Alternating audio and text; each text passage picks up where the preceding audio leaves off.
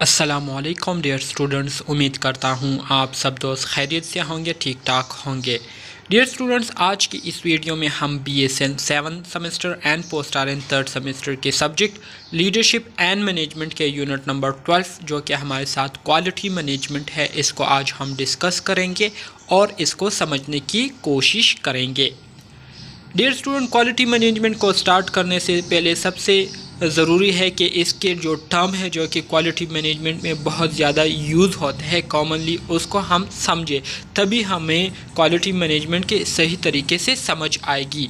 तो सबसे पहले हम बात करते हैं क्वालिटी की। क्वालिटी की अगर हम लफ्ज़ी मानी को देखें तो क्वालिटी से मुराद मेयार है। ठीक है, आप जो है किसी चीज़ को इस तरह से प्रेजेंट करें या कोई काम ऐसा करें जो कि आपके जो नीड्स है उस पर पूरा उतरता हो, आपके जो डिज़ायर्स है उस पर पूरा उतरती हो, तो इसका मतलब ये होता है कि उस चीज़ का जो मेयार है या उस चीज़ के काम करने का जो मेयार है वो क्या है, बहुत ज़्यादा अच्छा है, बहुत ज़्यादा गुड है, एक्सीलेंट है। तो इसको हम क्या कहते हैं, इसको हम क्वालिटी कहते हैं। क्वालिटी की जो डिफिनीशन है इसमें कहता है कि doing the right thing at first time and every time. आप एक सही काम को पहली दफ़ा जब करते हैं तो सही करते हैं और इसी तरह से हर दफ़ा जो है वो सही जो है वो होता है। तो इसका मतलब है कि इसकी जो क्वालिटी है वो क्या है, बहुत ज़्यादा अच्छी है, या किसी भी प्रोसेस के काम करने का जो तरीका है वो बहुत ज़्यादा अच्छा है और उसमें किसी किस्म की गलती नहीं आ रही। तो इसका मतलब यह है कि इसकी जो क्वालिटी है वो क्या है, बहुत ज़्यादा अच्छी है।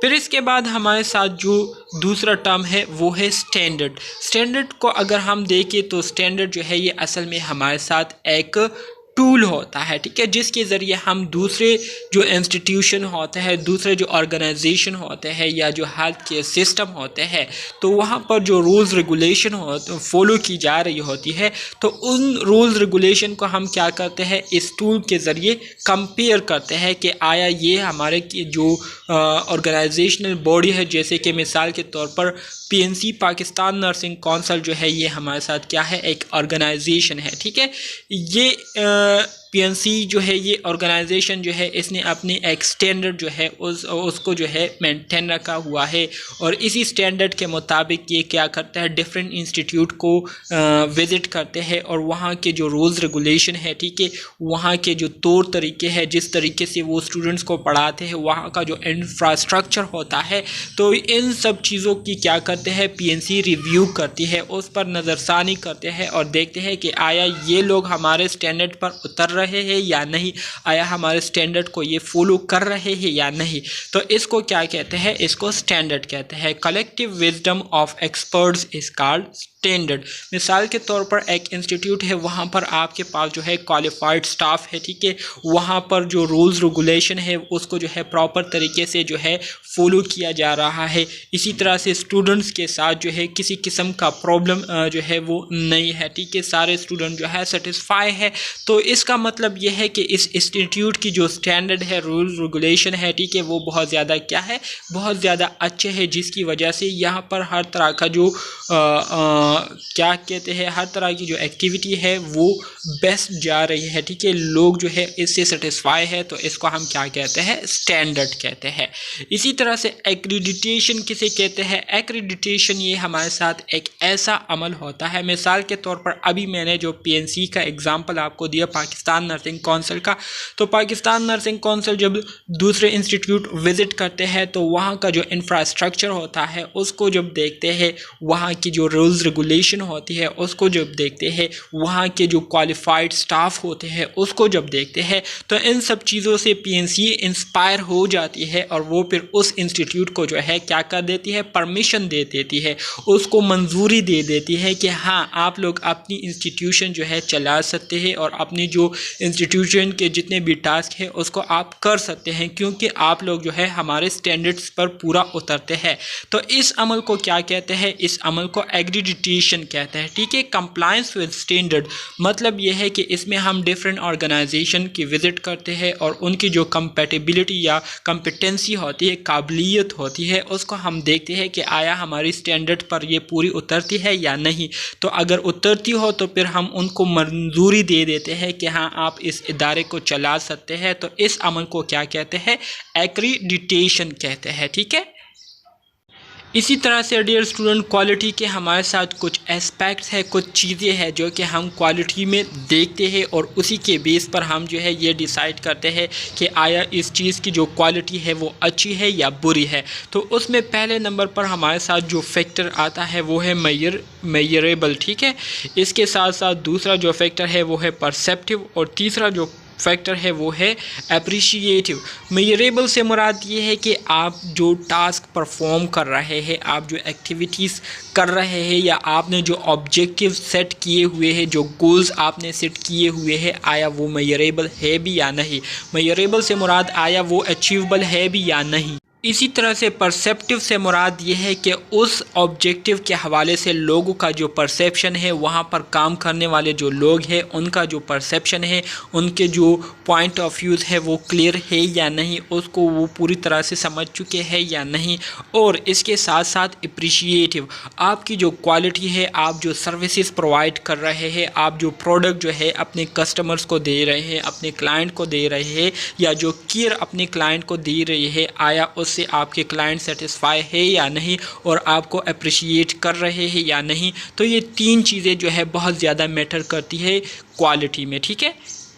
अब आ जाते हैं क्वालिटी मैनेजमेंट की तरफ। क्वालिटी के तो मैंने बात कर दी आपको कि क्वालिटी किसे कहते हैं। मैनेजमेंट से मुराद ये है कि ये हमारे साथ एक ऐसा अमल होता है, एक ऐसा प्रोसेस होता है जिसके ज़रिए हम क्या करते हैं, जिसके ज़रिए हम किसी भी ऑर्गेनाइजेशन की जो क्वालिटी है, ठीक है, उसको इम्प्रूव करने के लिए हम क्या करते हैं, हम प्लानिंग करते हैं। उस प्लानिंग पर हम फिर क्या करते हैं, उस पर हम प्रैक्टिकली अमल करते हैं और इसी तरह से उस ऑर्गेनाइजेशन की जो क्वालिटी है उसको हम मेंटेन और इम्प्रूव करने की जो कोशिश करते हैं। तो इस अमल को हम क्या कहते हैं, क्वालिटी मैनेजमेंट कहते हैं। In 1800 Donabedian give the concept of quality. 1800 में डोनाबिडियन ने जो है क्वालिटी का जो कंसेप्ट है, क्वालिटी का जो ख्याल है, वो डोनाबिडियन ने जो है 1800 में क्या किया था, पेश किया था। इस वजह से डोनाबिडियन को जो है हेल्थ केयर में क्वालिटी का फादर भी समझा जाता है, मतलब क्वालिटी का बाप भी समझा जाता है, क्योंकि इन्होंने जो है क्वालिटी के लिए बहुत ज़्यादा इम्पोर्टेंट खिदमात जो है सर अंजाम दिए थे। Quality management is a preventive approach design to address problem efficiently and quickly, ठीक है। क्वालिटी मैनेजमेंट ये असल में हमारे साथ एक प्रिवेंटिव अप्रोच है, एक ऐसा प्रोसेस है, एक ऐसा अमल है जिसके ज़रिए हम क्या करते हैं, किसी भी किस्म की रिस्क या खदशात के आने का जो क्या होता है चांसेस होते हैं, उसको हम क्या करते हैं, उसको हम ख़त्म करने की कोशिश करते हैं। सो क्वालिटी मैनेजमेंट ये हमारे साथ एक ऐसा प्रिवेंटिव अप्रोच है जिसके ज़रिए हम जितने भी प्रॉब्लम होते हैं किसी ऑर्गेनाइजेशन, किसी इंस्टीट्यूट में, तो उन प्रॉब्लम्स को हम जो है वक्त से पहले क्या कर देते हैं, उसको हम डायग्नोज कर लेते हैं और एफिशिएंट तरीके से उसको हम क्या कर लेते हैं, सॉल्व कर लेते हैं। तो ये हमारे साथ क्वालिटी मैनेजमेंट की एक कैरेक्टरिस्टिक है, खसूसियत है। एम्स और टारगेट, इसी तरह से क्वालिटी मैनेजमेंट के अगर हम एम्स की बात करें या इसके जो मकासद है उसकी हम बात करें, तो हमारे साथ मंदरजा झील पर्पसेस है क्वालिटी मैनेजमेंट के। सबसे पहले जो पर्पस है, मकसद है क्वालिटी मैनेजमेंट की, वो ये है कि हम किसी भी ऑर्गेनाइजेशन, किसी भी इंस्टीट्यूट या हेल्थ केयर सिस्टम में सेफ्टी के हवाले से जितने भी एस्पेक्ट है उसको हम क्या करें, उसको हम इम्प्रूव करें और वहाँ पर जो काम करने वाले एम्प्लॉय है, स्टाफ नर्सेज है, ठीक है, फिजिशियन है, उनकी सेफ्टी को हम क्या करें, यकीनी बनाएं। और इसके साथ साथ जो क्लाइंट्स आते हैं, जो पेशेंट्स आते हैं, कि तो उनकी सेफ्टी का भी हम क्या करें, उसका हम ख्याल करें, ठीक है, उसको हम इम्प्रूव करें। इसी तरह से जो दूसरा मकसद है क्वालिटी मैनेजमेंट का, वो ये है कि हम इस तरह से केयर अपने क्लाइंट को प्रोवाइड करें, जिससे उनका जो टाइम है वो ज़ाया ना हो और उन्हें टाइम पर जो है उनको केयर मिले, ठीक है, और वो जो है मुख्तलिफ़ किस्म के जो रिस्क होते हैं उससे जो है महफूज हो जाए। इसके साथ साथ एफिशिएंसी से मुराद ये है कि क्वालिटी मैनेजमेंट का एक मकसद ये भी है कि इसके ज़रिए हम अपने जो प्रैक्टिसेस होती है, ठीक है, तो उसको एफिशिएंट बनाते हैं, ठीक है, मतलब कम टाइम में ज़्यादा से ज़्यादा जो है हम अपने क्लाइंट को सेटिस्फाई करने की कोशिश करते हैं, इसी तरह से उनको जो है मुकम्मल सेटिस्फाई करते हैं। इसके साथ साथ इफ़ेक्टिवनेस से मुराद ये है कि क्वालिटी मैनेजमेंट के ज़रिए हम अपने जो प्रैक्टिसेस है उसको इफ़ेक्टिव बना सकते हैं। मिसाल के तौर पर एक पेशेंट को हमने केयर दिया, तो जिस मकसद के लिए हमने उनको ये केयर दिया था वो मकसद हमारा पूरा हो गया, तो इसको हम कहते हैं इफ़ेक्टिव केयर, ठीक है। इसी तरह से तमाम लोगों के साथ जो है बराबरी के साथ पेश आए। इसके साथ साथ पेशेंट सेंटर से मुराद ये है कि पेशेंट के नीड्स के मुताबिक उनको केयर दी जाए, उनके जो नीड्स है उसको पूरे किए जाए। तो इन मकासद के लिए क्वालिटी मैनेजमेंट जो है इसको यूज़ किया जाता है। 9 वेज़ ऑफ क्वालिटी मैनेजमेंट के हमारे साथ 9 तरीके हैं, 9 वेज़ है जिसके ज़रिए हम क्वालिटी मैनेजमेंट कर सकते हैं और जो क्वालिटी है किसी भी इंस्टीट्यूट ऑर्गेनाइजेशन की उसको हम इम्प्रूव कर सकते हैं, उसमें हम बेहतरी ला सकते हैं। सबसे जो पहला तरीका है, ठीक है, वो है क्वालिटी एश्योरेंस, ठीक है, जो कि रिएक्टिव अप्रोच है। दूसरा जो तरीका है वो है क्वालिटी इम्प्रूवमेंट, जो कि प्रोएक्टिव अप्रोच है। इसके साथ साथ तीसरा तरीका कंटिन्यूस क्वालिटी इम्प्रूवमेंट है। चौथा तरीका टोटल क्वालिटी मैनेजमेंट है। पांचवा तरीका हमारे साथ रिस्क मैनेजमेंट है। छठा तरीका utilisation review, medical reports records हो गए, इन्फेक्शन कंट्रोल हो गया और क्रेडेंशियल। ये हमारे साथ वो 9 तरीके हैं जिसके ज़रिए हम किसी भी इंस्टीट्यूट, किसी भी ऑर्गेनाइजेशन की जो क्वालिटी है उसमें हम बेहतरी ला सकते हैं और इसको हम मेंटेन रख सकते हैं इन तरीक़ों के ज़रिए। टोटल क्वालिटी मैनेजमेंट की अगर हम बात करें तो a management philosophy that emphasises a commitment to excellence throughout an organisation.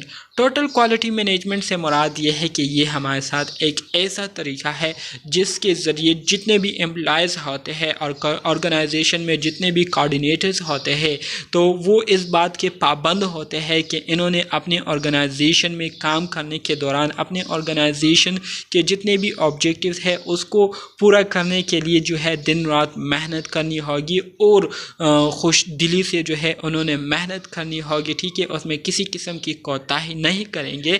तो इस कमिटमेंट को कहते हैं और इस कमिटमेंट के ज़रिए जो प्रैक्टिसेस किए जाते हैं, ठीक है, क्वालिटी को इम्प्रूव करने के लिए, तो इसको कहते हैं टोटल क्वालिटी मैनेजमेंट।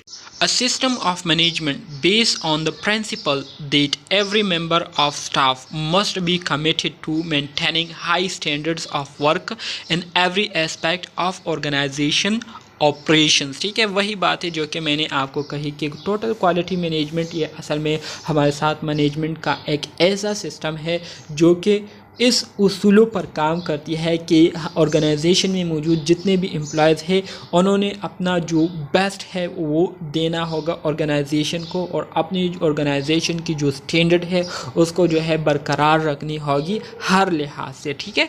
तो ये हमारे साथ एक तरीका है जिसके ज़रिए एम्प्लॉयज़ और मैनेजर जो है वो कमिटमेंट करते हैं अपने आप के साथ, ठीक है, और अपनी जो क्वालिटी है ऑर्गेनाइजेशन की उसको बेहतर से बेहतर बनाने की कोशिश करते हैं।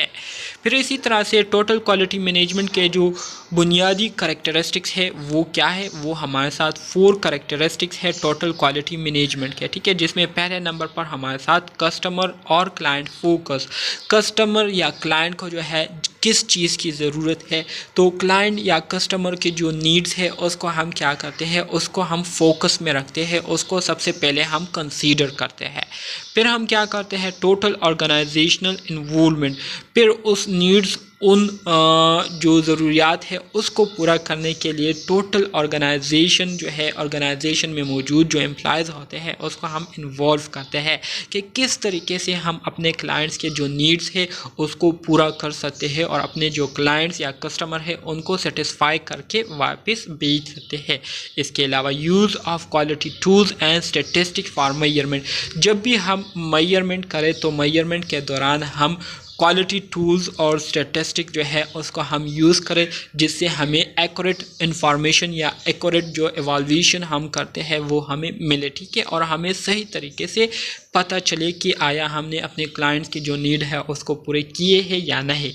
इसके साथ साथ आइडेंटिफिकेशन ऑफ की प्रोसेसेस फॉर इम्प्रूवमेंट, वो कौन से प्रोसेसेस है, वो कौन से तरीके हैं जिसके ज़रिए हम अपनी जो प्रैक्टिसेस है, अपना जो ऑर्गेनाइजेशनल प्रोसेस है उसको मज़ीद इम्प्रूव कर सकते हैं, तो उसको हम क्या करते हैं, आइडेंटिफाई करते हैं। तो ये 4 बुनियादी करैक्टरिस्टिक है टोटल क्वालिटी मैनेजमेंट की, जिसको हम क्या करते हैं, कंसीडर करते हैं और इस पर हम काम करते हैं।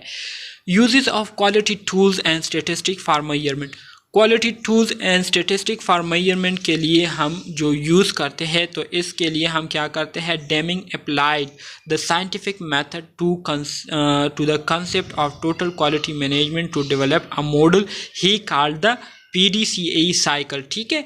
डेमिंग ने जो है साइंटिफिक मेथड को यूज़ करते हुए टोटल क्वालिटी मैनेजमेंट का जो कंसेप्ट है इस पर पूरा उतरने के लिए एक मॉडल पेश किया था, एक मॉडल जो है उन्होंने तैयार किया था जिसको PDCA साइकिल कहते हैं।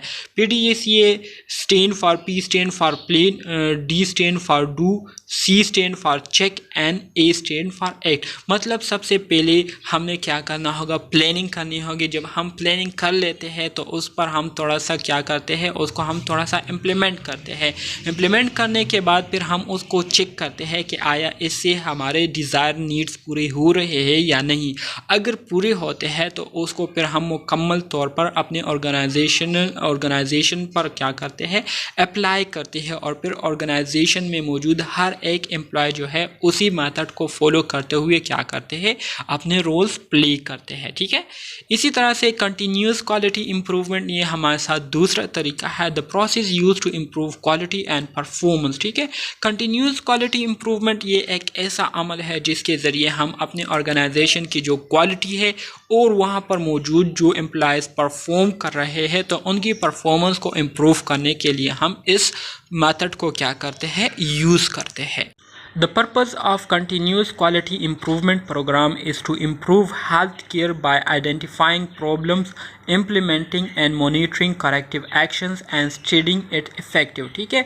अब जो continuous quality improvement हम करते हैं तो इसका जो बुनियादी मकसद होता है वो यही होता है कि हम अपने हेल्थ केयर सिस्टम में मौजूद जो हेल्थ केयर प्रोसेस है उसको इम्प्रूव करें। इसी तरह से वहाँ पर मौजूद जितने भी प्रॉब्लम्स है उसको हम डायग्नोस करके उसको हम आइडेंटिफाई करें और उसी प्रॉब्लम्स को रिजॉल्व करने के लिए हमने जो प्लानिंग की होती है तो उस पर हम अमल पेरा होकर उसको हम मॉनिटर करें, ठीक है। और मॉनिटर करने के बाद उसके जो इफ़ेक्टिवनेस है या उसके जो आउटकम है उसको हम स्टडी करें और जानने की कोशिश करें कि आया हमने जो प्लानिंग की थी या हमने जो एक्शन जो स्टेप्स हमने लिए थे उससे हमारी जो हेल्थ केयर सिस्टम है उसमें बेहतरी आई है या नहीं, ठीक है। तो इस मकसद के लिए हम क्या करते हैं, कंटिन्यूस क्वालिटी इम्प्रूवमेंट करते हैं। Continuous quality process improvement process में हमारे साथ 4 मेजर प्लेयर्स जो है वो कंटिन्यूस क्वालिटी इम्प्रूवमेंट प्रोसेस में अपना रोल प्ले करते हैं, जिसमें पहले नंबर पर हमारे साथ रिसोर्स ग्रुप होता है, दूसरे नंबर पर हमारे साथ कोऑर्डिनेटर्स होते हैं, तीसरे नंबर पर हमारे साथ टीम लीडर्स होते हैं और लास्टली हमारे साथ एक टीम होता है, ठीक है। तो ये 4 मेजर प्लेयर्स है जो कि quality continuous quality improvement process के दौरान अपना रोल प्ले करते हैं और जो परफॉर्मेंस है और जो इम्प्रूवमेंट है उसको लाने की कोशिश करते हैं। इसी तरह से फिर अगर हम बात करें 6 सिग्मा की, तो a quality management programme that uses a measures goals and management involvement to monitor performance and ensure progress, ठीक है। 6 सिग्मा जो है ये असल में हमारे साथ एक क्वालिटी मैनेजमेंट प्रोग्राम है जिसके ज़रिए जो है क्या किया जाता है, मुख्तलिफ जो मेजर्स है, जो गोल्स है और जो मैनेजमेंट इन्वॉल्वमेंट है उसको जो है इस क्वालिटी मैनेजमेंट प्रोग्राम के दौरान इसको क्या किया जाता है, फॉलो किया जाता है। और इसी तरह से ऑर्गेनाइजेशन की जो परफॉर्मेंस है और उनकी जो प्रोग्रेस होती है तो उसको मॉनिटर किया जाता है, ठीक है, उसको ऑब्ज़र्व किया जाता है। As a measure as a measure के तौर पर sigma is the Greek letter, ठीक है, फॉर स्टैंडर्ड। सिग्मा जो है ये एक ग्रीक लेटर है जो कि स्टैंडर्ड के लिए जो है यूज़ होता है, meaning how much performance varies from standard, ठीक है, जिसके ज़रिए हम ये जानने की कोशिश करते हैं कि ऑर्गेनाइजेशन में जो एक्टिविटीज़ हो रही है तो वो हमारी जो स्टैंडर्ड है उससे कितनी फ़ीसद जो है वो वेरी करती है या कितनी फ़ीसद जो है वो हमारे स्टैंडर्ड को फॉलो कर रही है, ठीक है। तो इसको हम क्या करते हैं, सिग्मा के ज़रिए एज अ मेजर यूज़ करते हैं। As a goal, one goal might be accuracy, how many times for example is the right medication given in the right amount to the right patient at right time by the right route, ठीक है। As a गोल, अगर गोल की हम बात करें तो as a गोल जो है हम सिग्मा के ज़रिए जानने की कोशिश करते हैं कि एक गोल को जब सेट किया जाता है तो उस गोल को कितनी एक्यूरेसी के साथ जो है फुलफ़िल किया जाता है, आया उसमें किसी किस्म की गलती एम्प्लॉय से हुई है या होती है या नहीं, ठीक है। जबकि एज अ मैनेजमेंट सिस्टम के हवाले से अगर बात करें तो Six Sigma involved management to greater extent in monitoring performance and ensuring favorable result।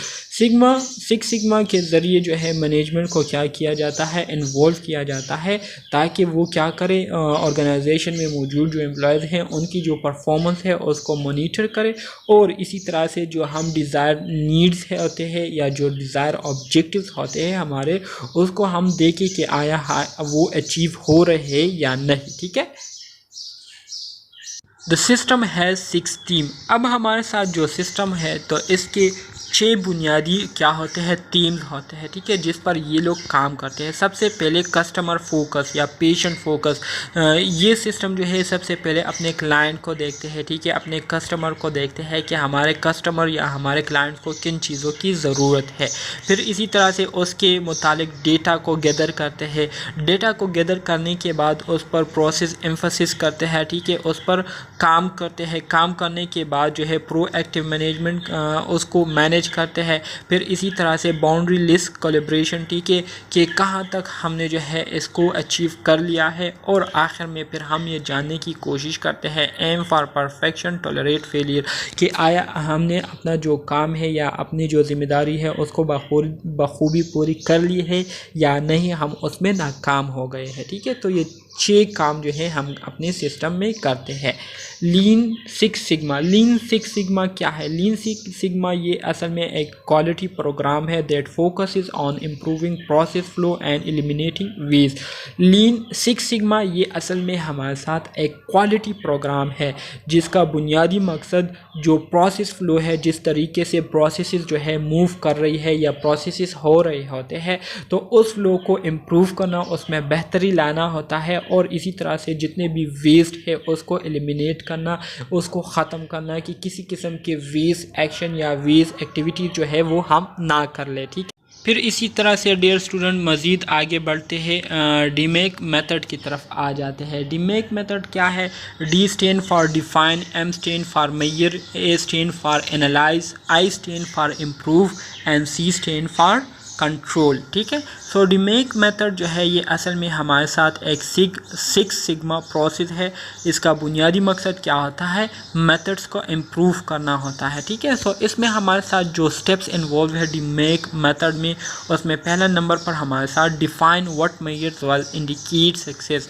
सबसे पहले ये आइडेंटिफाई करना होता है कि वो कौन से स्टेप्स है जिसको अगर हम फॉलो करें तो उससे हमें कामयाबी हासिल होगी। तो उन स्टेप्स को हम सबसे पहले क्या करते हैं, उसकी हम वजाहत करते हैं, उसको हम आइडेंटिफाई करते हैं। फिर हम क्या करते हैं, मेजर बेस लाइन परफॉर्मेंस। फिर हम अपनी जो परफॉर्मेंस की जो बेस लाइन है उसको हम देखते हैं कि जो मेथड हमने अपनाया हुआ है या जिस तरीके से हम अपने प्लान पर अमल पेरा है, आया वो परफॉर्मेंस जो है वो बेहतर है इस गोल को अचीव करने के लिए या नहीं, ठीक है। फिर उसके बाद जो है हम क्या करते हैं, जो रिज़ल्ट हमारे पास आता है तो उन रिज़ल्ट्स को हम क्या करते हैं, एनालाइज करते हैं, उस पर हम बहस मुबाहिसा करते हैं, उस पर हम तज्जिया करते हैं और जानने की कोशिश करते हैं कि आया हमने अपने गोल्स को अचीव कर लिए है या नहीं, आया हम अपने ऑब्जेक्टिव में कामयाब हो गए हैं या नहीं। और एनालाइजिंग करने के बाद फिर हम अपनी परफॉर्मेंस को क्या करते हैं, देखते हैं। अगर हमने गोल्स को अचीव कर लिए है तो ठीक है, अगर नहीं की है तो हम मज़ीद अपनी परफॉर्मेंस को क्या करते हैं, इम्प्रूव करने के लिए ट्रेनिंग हासिल करना शुरू कर देते हैं, उस पर हम काम करना शुरू कर देते हैं और इसी तरह से जो परफॉर्मेंस है उसको इम्प्रूव करने की कोशिश करते हैं। इसी तरह से जो अगला मेथड है या अगला स्टेप है वो है कंट्रोल एंड सस्टेन परफॉर्मेंस। जब हम स्टैंडर्ड परफॉर्मेंस को अचीव कर लेते हैं तो उसको फिर हम कंट्रोल करते हैं और उसको फिर सस्टेन रखते हैं, उसी तरह से रहने देते हैं ताकि उससे हम ज़्यादा से ज़्यादा फ़ायदा उठा सके। ठीक है, फिर इसके बाद हमारे साथ डिमीक मेथड का यहाँ पर एक ग्राफिक रिप्रेजेंटेशन है। जैसे कि मैंने आपको कहा कि D stand for define, define का मैंने आपको बताया कि ऐसे प्रोसेसेस या ऐसे स्टेप्स को हम आइडेंटिफाई करेंगे जिसके ज़रिए हमारे कामयाब होने के जो चांसेस है वो ज़्यादा से ज़्यादा हो। फिर इसके बाद हमने ऐसे ऑब्जेक्टिव्स को सेट करने हो जो कि हमारे लिए मेजरेबल हो, जो कि अचीवेबल हो। फिर उस पर काम करने के बाद हम अपने जो रिज़ल्ट है उसको एनालाइज करेंगे। एनालाइज करने के बाद हमें पता चलेगा कि आया हमें परफॉर्मेंस को इम्प्रूव करने की ज़रूरत है या नहीं।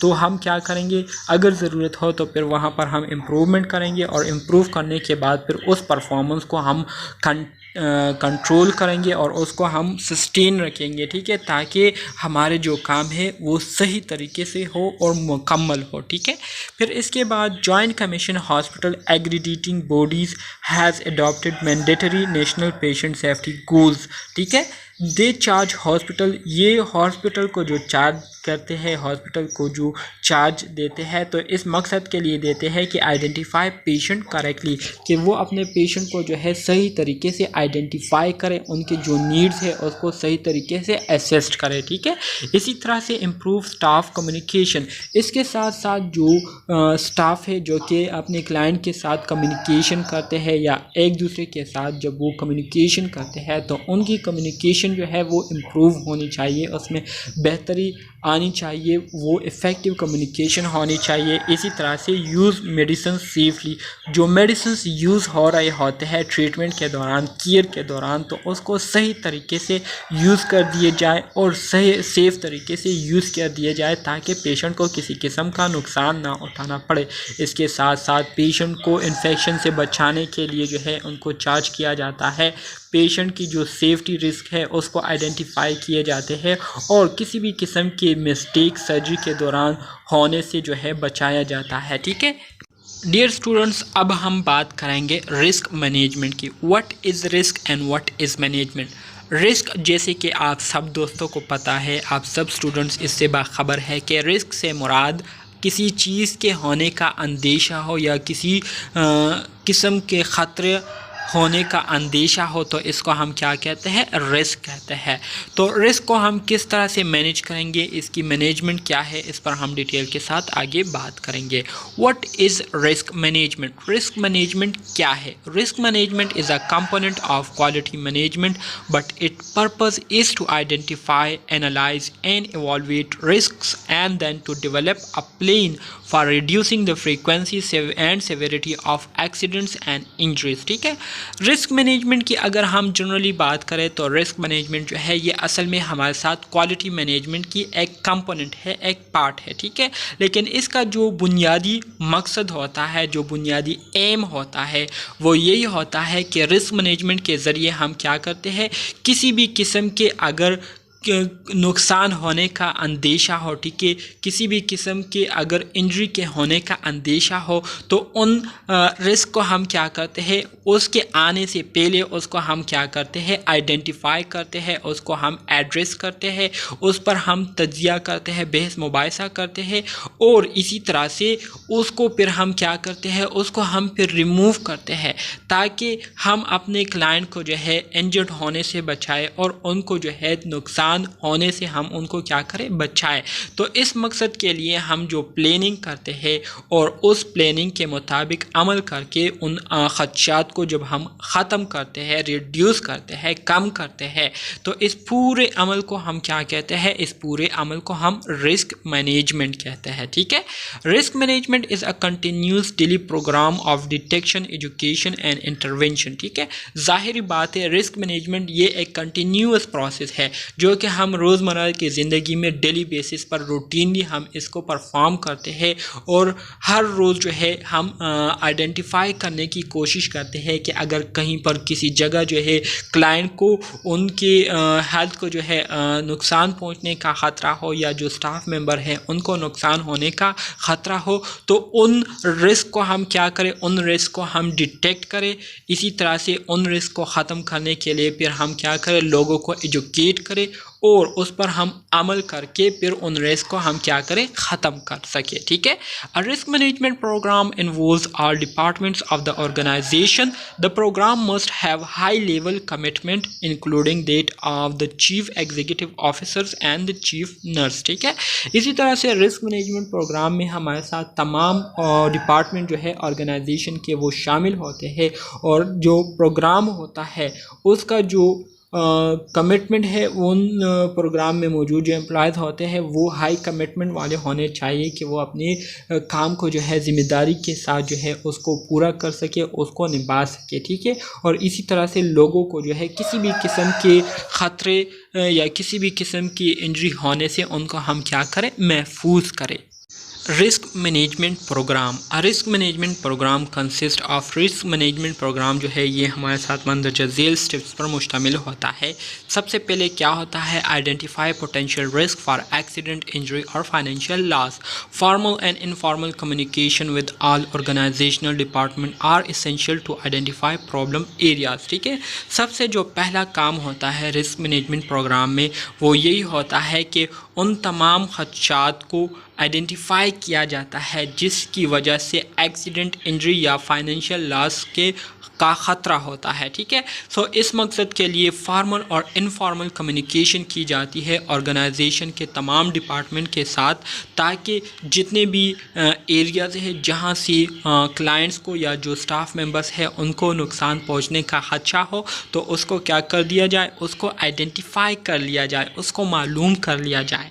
फिर दूसरा जो मेथड है वो ये है कि review current wide organisation monitoring system to evaluate completeness and determine additional system needed to provide the factual data essential for risk management control।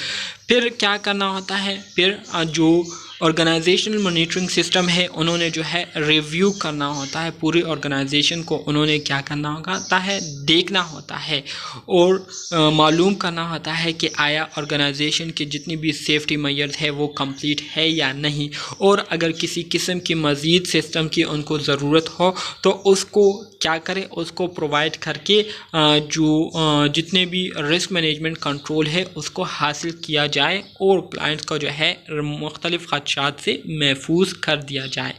तीसरा जो स्टेप है वो ये है कि analyse the frequency, severity and causes of general and specific type of incident causing injury to patient. तीसरा जो step होता है, ठीक है, हमारे साथ क्या कहते हैं रिस्क मैनेजमेंट प्रोग्राम में, वो ये है कि हम जितने भी रिस्क होते हैं, ठीक है, या जितने भी किस्म के इंसिडेंट्स होते हैं तो उसकी जो फ्रीक्वेंसी, सेवेरिटी और जो काज होती है, जिस वजह से वो काज हुई होती है, जिस शिद्दत के साथ काज हुई होती है और जितने टाइम वो काज हुई होती है, तो हम उसको एनालाइज करते हैं। इसके अलावा review and assess safety and risk aspect of patient care procedure. Patient को जिस तरीके से केयर दी जा रही होती है तो उसकी हम क्या करते हैं, उसकी जो सेफ्टी और रिस्क एक्सपेक्ट है, ठीक है, उसको हम क्या करते हैं, एसेस करते हैं और उस पर हम नज़रसानी करते हैं कि आया जिस तरीके से केयर दी जा रही है तो क्या वो पेशेंट के लिए जो है सेफ़ है या उससे पेशेंट को किसी किस्म का ख़तरा हो सकता है। Monitors laws and codes related to patient safety consent and care. Patient की सेफ्टी कंसेंट और केयर के हवाले से जितने भी laws and codes rules regulation है उसको जो है मॉनिटर किया जाता है। इसके अलावा एलिमिनेट और reduce risk as much as possible, और जितने भी रिस्क है जितना हो सकता है उसको क्या किया जाता है, ख़त्म किए जाते हैं, कम किए जाते हैं। ठीक है। इसी तरह से review the work of other committees to determine the prevention और corrective action. Example of such committees are infection, medical audit, safety, security, pharmacy, nursing audits and productivity. ठीक है। जितने भी दूसरे कमिटीज़ के जो लोग होते हैं तो उनके जो एक्टिविटीज़ होते हैं उस पर नज़रसानी की जाती है कि आया ये लोग जो है प्रिवेंटिव या करेक्टिव एक्शन जो है वो ले रहे हैं या नहीं। ठीक है।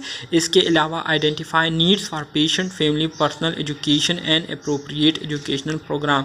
इसके अलावा अगर पेशेंट के साथ जो फैमिली मेम्बर्स होते हैं उनको या पर्सनल एजुकेशन की हमें जो है ज़रूरत हो तो उसके लिए हम क्या करते हैं, उस ज़रूरत को हम पूरा करने के लिए फिर सेटिंग करते हैं। इसके साथ साथ evaluate the result of a risk management program, और इसके बाद फिर हम रिस्क मैनेजमेंट प्रोग्राम के जो रिज़ल्ट्स होते हैं उसको हम इवॉल्वेट करते हैं, जिसके ज़रिए हमें पता चलता है कि आया जो ख़तरा था, ठीक है, जो पेशेंट को नुकसान पहुंचने का ख़तरा था, आया वो ख़तरा टल चुका है या नहीं।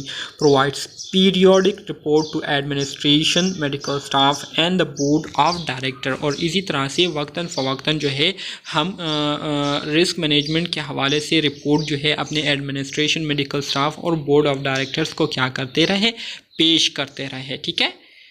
Nursing role in risk management. Nurses का क्या किरदार होता है रिस्क मैनेजमेंट में। So nursing is involve in all areas but the medical staff may be primarily responsible in cases involve refusal of treatment और कंसेंट टू ट्रीटमेंट। ठीक है। वैसे अगर हम बात करें तो नर्सेज जो है ये हर डिपार्टमेंट में जो है इन्वॉल्व होते हैं और हर तरह के काम जो है ये सर अंजाम देते हैं, लेकिन इसके बावजूद जो मेडिकल स्टाफ होते हैं तो उनकी ज़िम्मेदारियों में भी ये ज़िम्मेदारी आती है कि अगर ऐसी सिचुएशन बन जाए जिसमें जो क्लाइंट है वो ट्रीटमेंट लेने से जो है रिफ्यूज़ करे, मना करे, या वो कॉन्सेंट साइन करने से मना करे, तो ऐसे में फिर जो मेडिकल स्टाफ है उनकी भी ये प्राइमरी पहली ज़िम्मेदारी बनती है कि वो क्या करे, इस कंडीशन को क्या करे, हैंडल करे, डील करे। Medical records and incident reports documents are the nurse and physician accountability. इसी तरह से नर्स और जो फिजिशियन की रिस्पॉन्सिबिलिटीज़ या जो जिम्मेदारियाँ हैं उसमें एक जिम्मेदारी ये भी है कि नर्स और फिजिशियन जो है ये दोनों जो है क्या करेंगे, मेडिकल रिकॉर्ड्स और जो इंसिडेंट रिपोर्ट्स है उसको क्या करेंगे, उसको डॉक्यूमेंट करेंगे। ठीक है। Incident reports are used to analyse the severity, frequency and causes of occurrence within the 5 risk categories. ठीक है।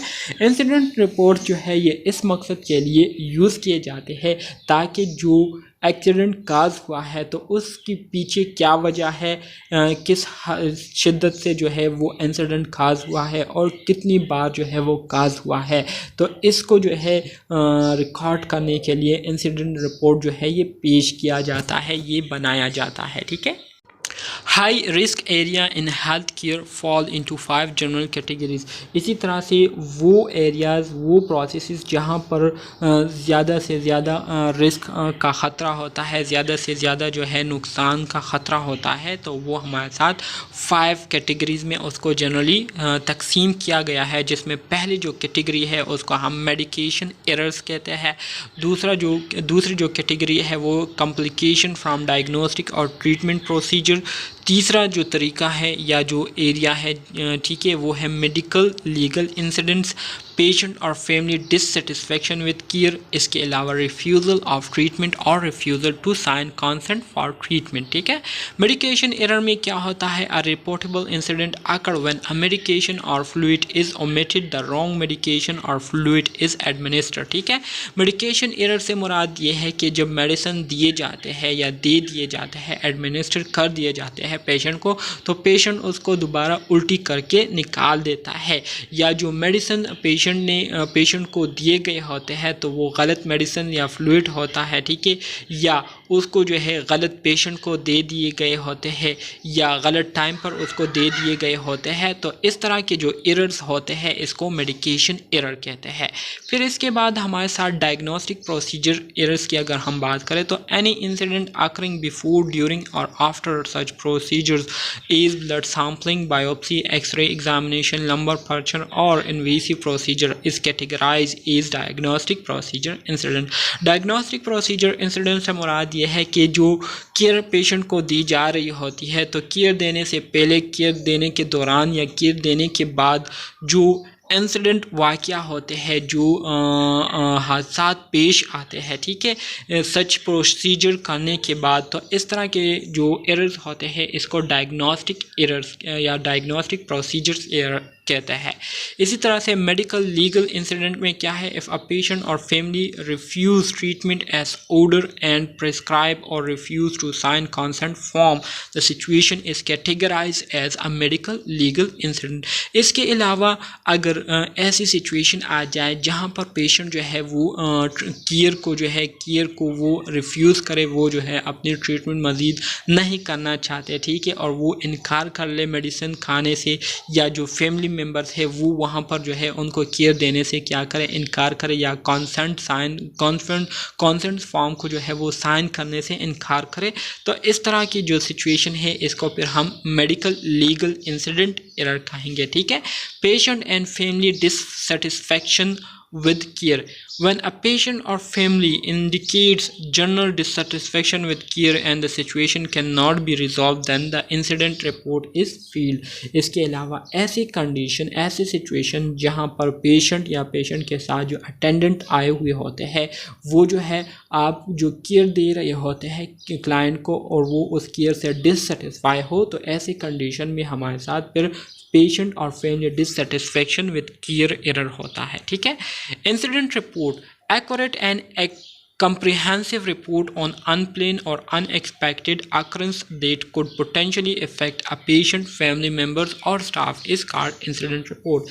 Incident report ये हमारे साथ एक accurate comprehensive report होता है ऐसे वाक़ियात के हवाले से, ऐसे हादसात के हवाले से जो कि प्लेन हो और अनएक्सपेक्टेड हो, मतलब हमारे वहन व गुमान में भी ऐसा नहीं होता कि ऐसे हो जाएगा, लेकिन वो हो जाता है, तो इसके हवाले से जो रिपोर्ट बनाया जाता है और पेश किया जाता है, ठीक है, तो इसको क्या कहते हैं, इंसिडेंट रिपोर्ट कहते हैं। तो डियर स्टूडेंट्स, ये था हमारे साथ लीडरशिप एंड मैनेजमेंट का यूनिट नंबर 12 जो कि मैंने आप स्टूडेंट्स के साथ शेयर किया। उम्मीद करता हूँ आपको इसकी समझ आ गई होगी। इसके अलावा 7 स्लाइड जो है मैंने आप स्टूडेंट को एज अ असाइनमेंट जो है वो छोड़े हैं, वो आप स्टूडेंट ख़ुद जो है उसको रीड करेंगे और उसको अंडरस्टैंड करेंगे, ठीक है, इंशाल्लाह, ताकि आप जो है सही तरीके से इसको अंडरस्टैंड कर ले। तो अगर किसी का क्वेश्चन हो, कोई भी किसी भी टॉपिक में आपको कन्फ्यूजन हो, तो आप कमेंट बॉक्स में डायरेक्टली मुझसे पूछ सकते हैं। तो मिलते हैं नेक्स्ट सब्जेक्ट्स के यूनिट में, तब तक के लिए अल्लाह हाफिज़।